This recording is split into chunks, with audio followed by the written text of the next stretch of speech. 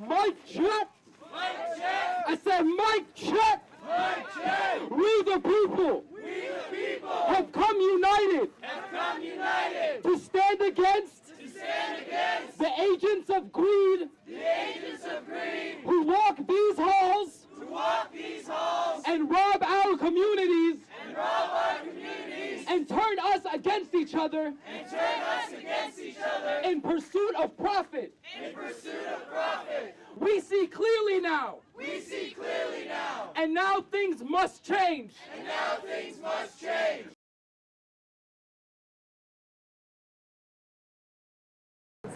I want to talk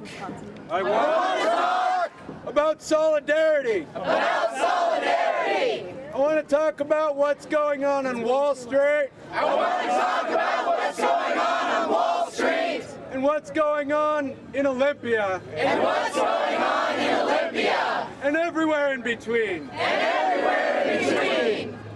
This movement is not, there's no unifying banner that this movement can get under. This movement is made up of 99% of the world's population, and not all those people agree on everything. Most of these people don't agree on anything, actually. And so this is like people's movement, you know? This is not people rallying around anything. This is not people rallying around a person or an idea or a flag or coming up with like a statement or a goal. This is just people coming together and saying like something needs to happen because this isn't working. I'm here because I'm sick and tired. Of being demoralized. Of watching politicians. Tell us one thing. And do the opposite. The world I was born into and the society I grew up in was different. It had an orientation. At 15, 16, 17, I knew I could find my place in life. I knew I'd be able to get a job. I knew I'd be able to what? Marry the girl I love, have a family, raise them. Society today has lost its orientation. Therefore, the old society is crumbling and being restructured. And for me, because Occupy goes beyond a job, beyond workers and their employees, to me, it's the beginning of a new social movement. Yeah. It's very new, and I consider it experimental in itself, because nothing else has happened like this in the U.S. in our history of political protests. We're not a movement that has demands. What this is an invitation. It's actually an invitation to get involved, and an invitation to speak your voice. I think what the Occupy movement is about is actually, rather than making demands, it's about listening. The General Assembly is at 6 tonight. It's a slightly different format. It's more of direct participatory democracy by consensus.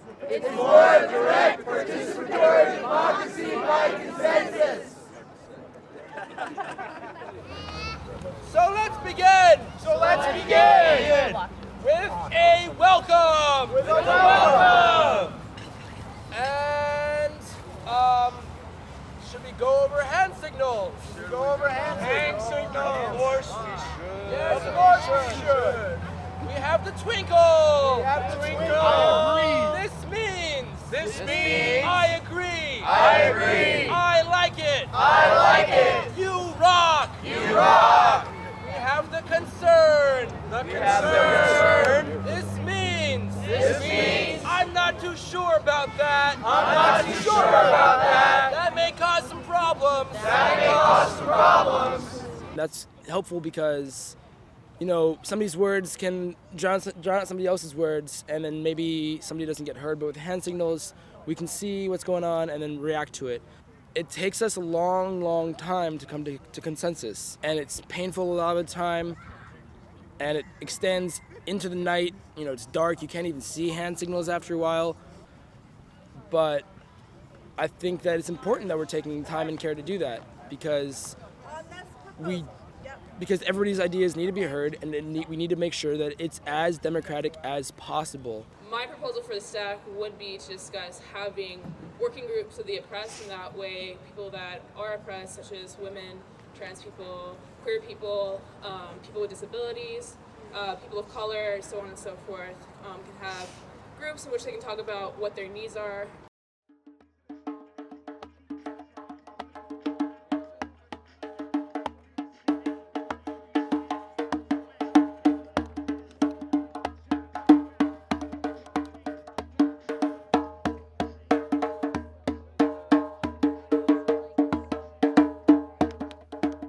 My name is Audrey, and I've been involved with the Occupy Olympia movement since its inception, I guess.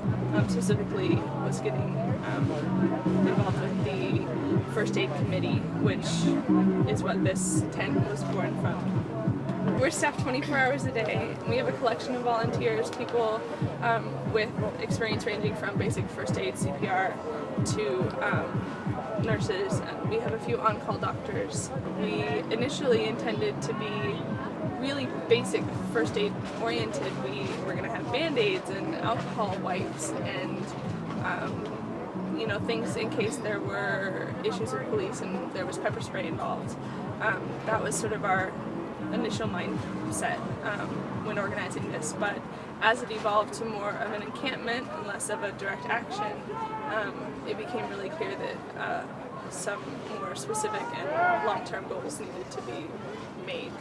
So we've evolved into something of a first aid, personal care,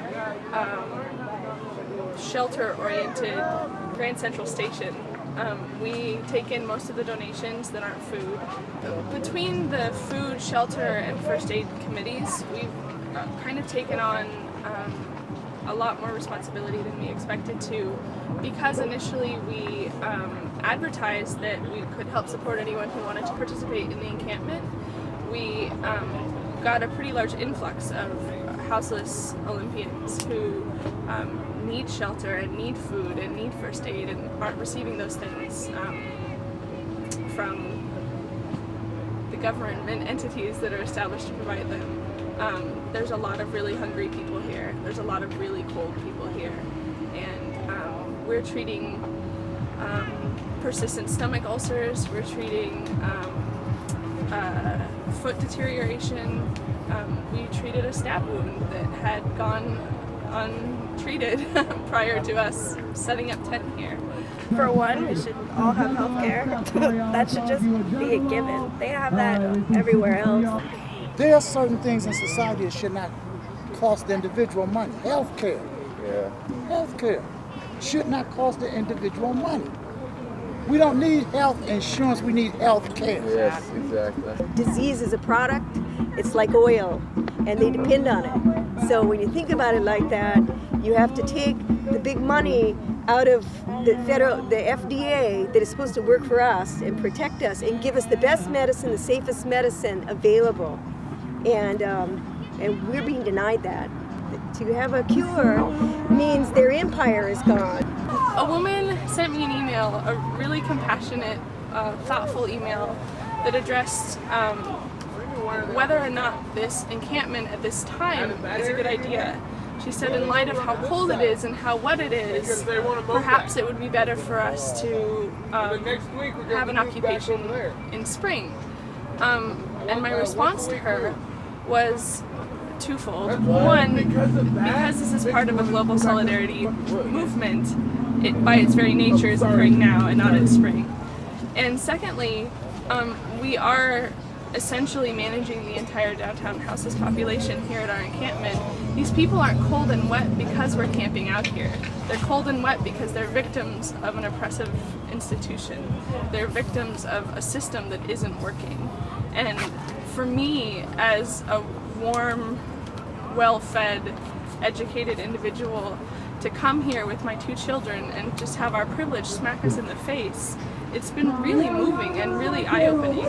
And this isn't sustainable. I can't run a mission for the rest of my life, but right now I'm in a park with people whose basic needs aren't being met. They're cold and they're hungry and they're sick and they're desperate. And for me to walk away right now, it's unconscionable. It's unfeeling and irresponsible. So I'm here. You got a lot of support. Like, this tent was given to him, and we are now camping in it. This tent was given to us from the occupation. You know, they support us not only with roof over our head, but emotionally and physically. A lot of these people are, you know, hey, how you doing? How's your day going? You look upset. What do you need to do? You need to go to the bar? Do we need to go chill? What's going on? You know, and that's the bonus to it. There's still people out there that believe we are all, you know, some bum that's gonna approach you. I'm homeless, I'm on the streets, I got a job. I'm not the type of guy that's gonna approach you in a rude manner and panhandle you, or aggressive panhandle as they would call it. I'm the guy, you know, it's, excuse me, hey, how you doing? Got a couple bucks for food, you know. I am a recovering addict, not gonna lie. But being that my past is my past, I'm still getting like the repercussions of it, and I'm not liking it at all. I came here to be heard, to be not judged, to be all equal. Yeah, living here day to day is very challenging, because a lot of people here are not actually protesters per se, firsthand. A lot of them, this place became a ground for the homeless people and Olympia. And I think that's actually a good sign too, to show among the protests that this is what we have in our society. And these are the people who need the awareness the most to show in our society, in our government system that has been oppressing for years. This is a problem that we have. And these are the people that are suffering the most. We've been suppressed as not being able to develop the humanity that we are, and just barely getting by. And everybody is in so much maintenance just to survive that we hardly have the time. I mean, there's so many people out of work and home that this encampment can take place, that it's time, and it's not going to be reversed globally because the problem is everywhere. I hope it continues, and we have a lot of threats of this being evaded, or we're going to be have an eviction like what happened in Portland and Wall Street occupation. So far that hasn't happened. I think it's just to try to scare us, and the police force come through here through the night. If that's what it boils down to, that's what I'll do. I'll stand in front of the cops. I'm not moving my tent. Yeah, I mean, I think part of it might be that some people are reacting to people who are saying that, the cops economically are part of the same group. So you can't just say, they'll never take our side because, there are famous instances in history where cops and soldiers have, and on duty, not just off duty, have said, we're going to join you. I mean, all kinds of different things. But while they're on duty, it doesn't matter whether they're part of our economic circumstance or not, if they're friendlier people or not. It's their official job to stop the movement. But on my behalf, I believe the State Patrol and the cops, because you got to think we are not a part of Olympia PD, jurisdiction. We're on state property. This is state land.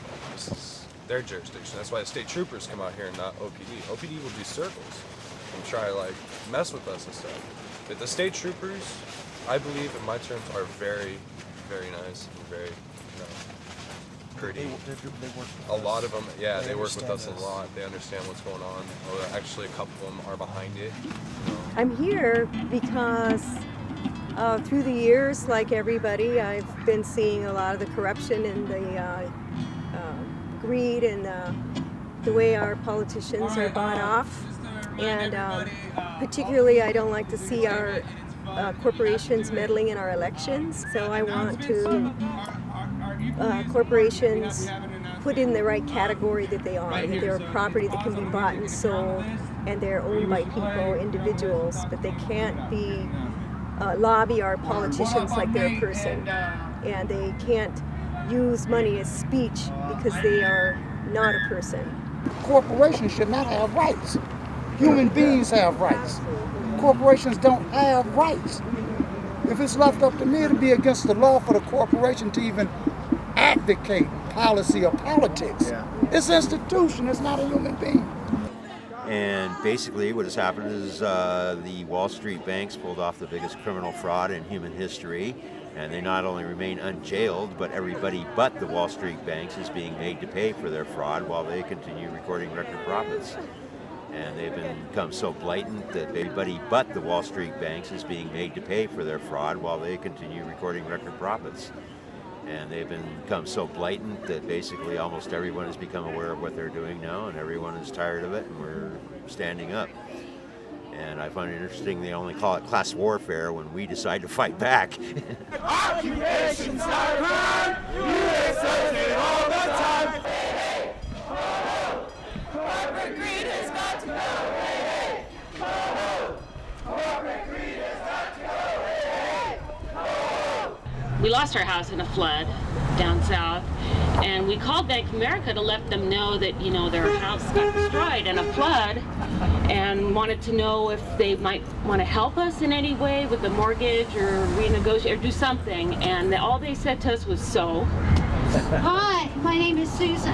Hey, Susan. And I closed my bank account with Bank of America in the mid-90s. But guess what happened? I was living in San Francisco, and right on the corner was a nice little savings and loan. I thought, that's a better place for my $2.98 or whatever I had in there. So I did that. Lo and behold, not long later, that little savings and loan got bought up by a bank. Great question. A couple years later, that bank got bought up by Washington Mutual. And then we know what happened to Washington Mutual. So I wound up with Chase. And then I had to close it and start all over again. So be vigilant. We are here today, the students of SPSCC, the students of Evergreen, because they got an all-cuts budget that they're trying to pass, and one of the first things that they cut in the budget is education. A lot of the folks that came here with SPSCC was not a part of the decisions that created the Wall Street crash. They had nothing to do with it. They are innocent victims of the 1%. And so, as SPSCC students, we're just not going to take it, and we're going to start fighting for our rights. We're going to start being troublemakers. That's right. That's right. Troublemakers are the people who did the civil rights.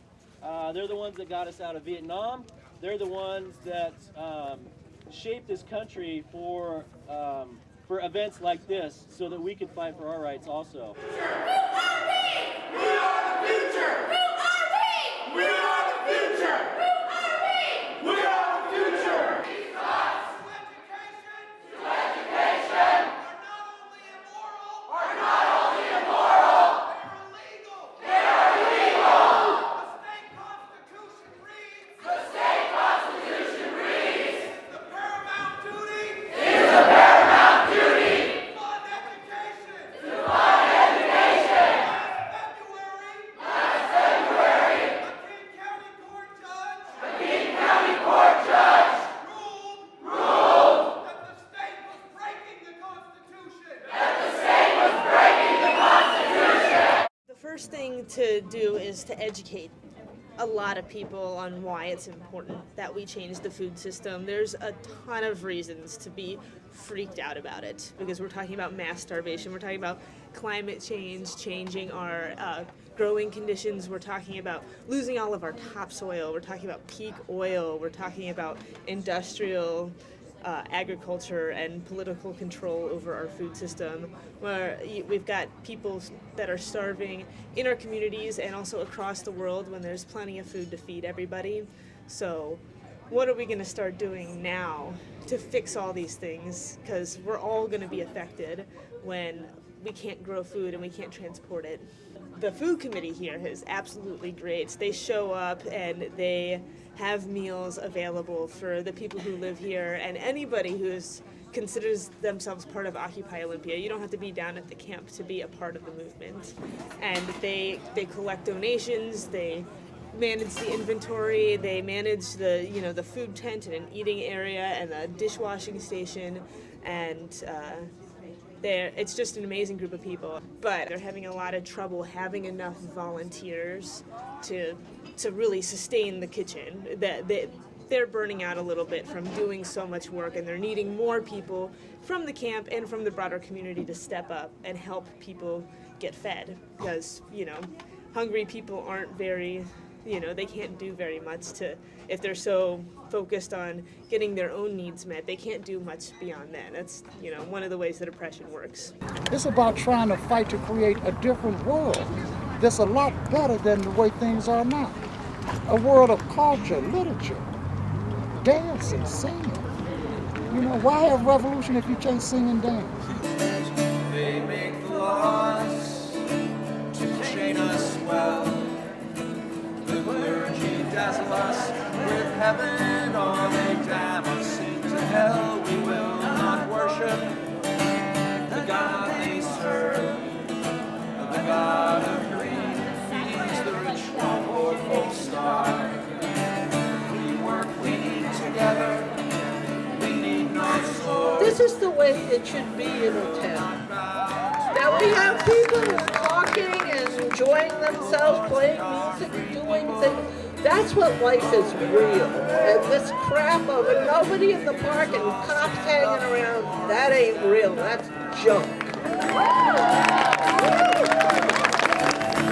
Men of property, the orders came. They sent the hired men and troopers to wipe out the diggers' claim, tear down their cottages, destroy their corn.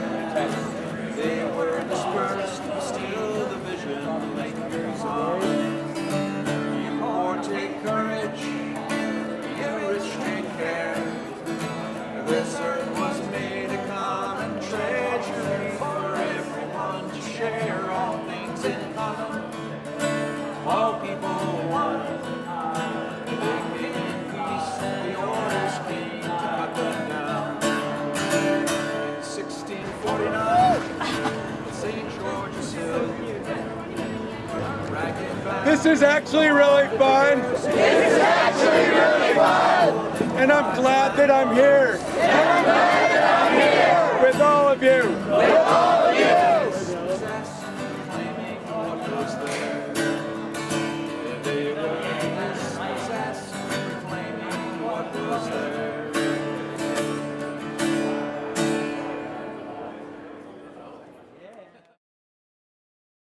Yeah, so on November 28th, Monday, November 28th, the legislature here in Washington goes into special session to talk about some of the horrendous budget cuts. And I've seen some of the preliminary stuff for that, and it's really, really ugly. We're talking about more like, of course, what I focused mostly in on was how families are going to be affected, and how specifically women and children, and seeing health care benefits get cut, seeing money getting cut from the school system, and money cut to social services, such as all support for domestic violence victims is like on the chopping block right now. It's really sad. And so there's been a call to actually occupy the Capitol building on November 28th.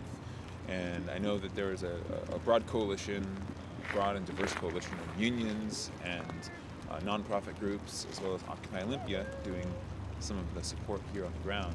All the Occupy movements around Washington will come here, and I think it would definitely be a massive protest, because there's a lot of people here, and there's a lot in Washington who are protesting, and more who are not even living at the occupation. Just the 9% themselves will come together.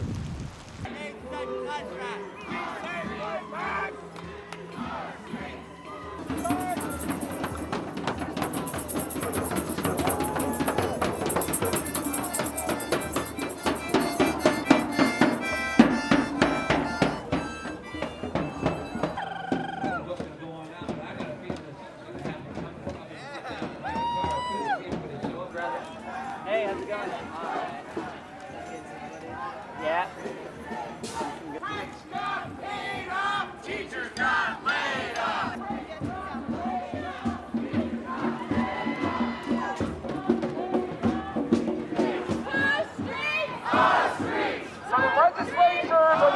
right now, and before they meet for their 1-hour session, they've been lobbied by corporate lobbyists.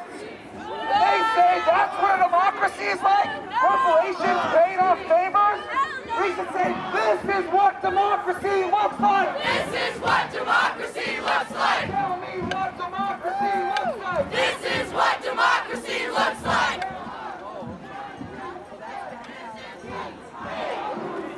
Our state. Our state. Our state. Our state. Our state.